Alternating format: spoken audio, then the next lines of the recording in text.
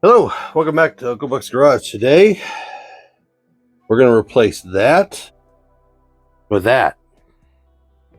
Now, the problem is that this is a 3 on the tree. It's got a spring in it. 3 on the tree. It's a 3 on the tree column. Standard. And there is no way to make this mechanism in here for the 3 on the tree for the standard to work correctly for an automatic transmission. So we're going to take that out, and the reason is right here. This right here. This is your shifter mechanism on the column for that 3 on the tree to go down there to a pivot joint and shift the gears in the standard transmission. But there's no way to make this work for that automatic transmission right down there. So we're going to pull this joint out, unbolt the rag joint, unbolt this joint, and we'll take the rod out, and then we'll have to unbolt here. Okay, so first thing, we need to unbolt it from the column, and we need to unbolt the rag joint from there, and we'll take that shaft out, we'll clean it up and paint and make it look good. And then we'll have to unbolt all this up here, and then we'll go inside and we'll get to work on that. Okay, up in here, and of course, you've got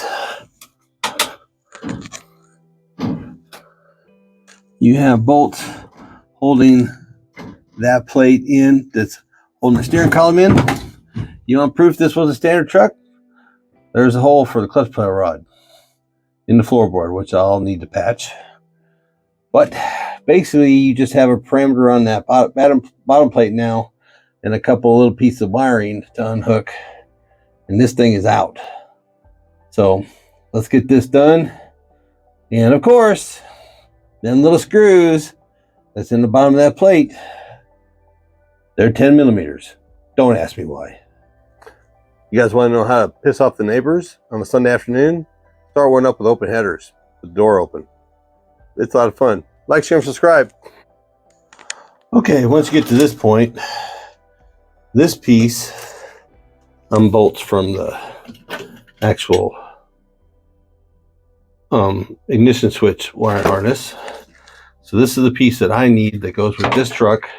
This is the ignition switch, and we know it works. So we're going to keep this one as a spare. I bought a new one to match it. And you just gotta basically work this thing out because it just has a lock piece in there, and you just kind of wiggle it out. And then she's all unbolted. The neutral safety switch is off. It's standard. The neutral safety switch itself, that one, is basically a clutch. It won't let the car start if the clutch is out, or it's not supposed to. So that's one way to tell if a car's in neutral, or to do some kind of safety is with a switch like that, so that you shouldn't try to start it in gear. Okay, old and busted, new hotness. All right, and if you haven't seen that video about how to rebuild a steering column, that's the video I did before this one, so check that one out if you want to. Link will be up here somewhere. Okay, so all I want to do is make sure that my ignition switch has got the same prongs on it. 3 and 3, 2 and 2 split.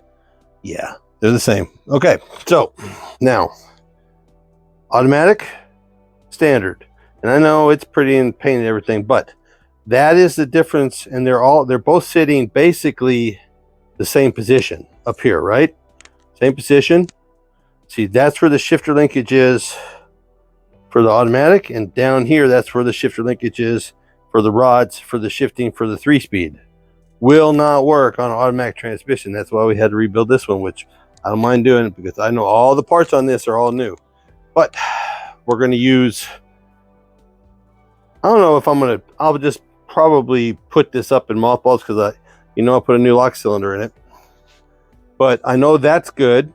And it's the same for that one. So if that one ever goes out, I have a spare. I have a box up here. Look, Good old parts, backups. So let's get this one put in. Anybody out there need a 3 on the tree steering column? Email me. We might make a deal. Anybody need any bits and pieces, parts, this, that, and other thing? Holler at me. Ask me. I might have it. We've washed our hands, had a little supper, and we're just going to slide this in the hole like this. And we're going to put one bolt up in here just to hold it in place for the time being.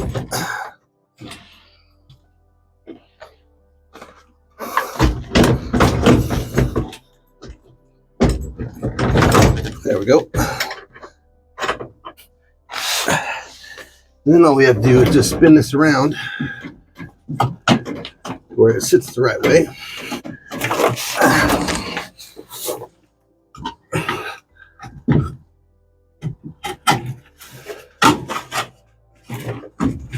Just like that. Boom. And bolts.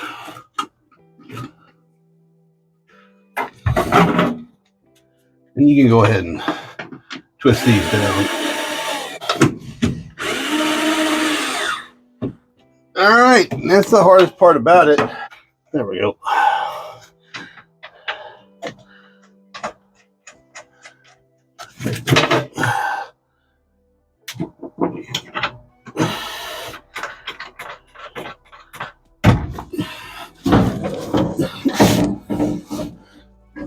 Okay, we just got the bolts just holding it in place for right now.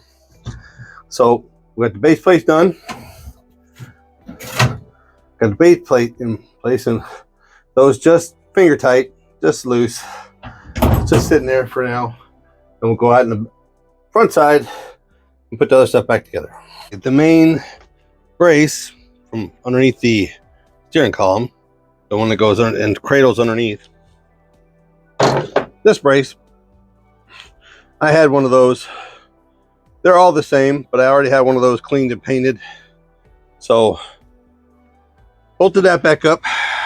And so the only thing left to do is put the shaft back on, but I'm letting it dry.